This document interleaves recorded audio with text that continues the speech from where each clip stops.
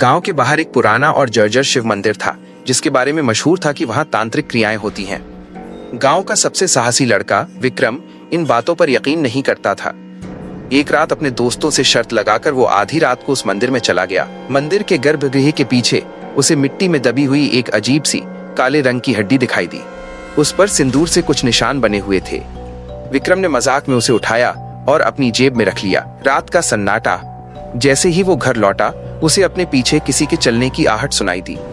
टप टप टप, तारांकन जैसे कोई गीले पैरों से चल रहा हो। विक्रम ने मुड़कर देखा, लेकिन वहां कोई नहीं था। जब वो सोने की कोशिश करने लगा तो उसे अपने बिस्तर के नीचे से खुरचने की आवाज आई। उसने हिम्मत जुटाकर नीचे झांका तो उसकी चीख निकल गई। उसकी जेब से निकली वो मारन हड्डी अब फर्श पर पड़ी थी और वो धीरे धीरे कांप रही थी। खौफनाक मोड़। अचानक कमरे की बत्तियां जलने बुझने लगीं।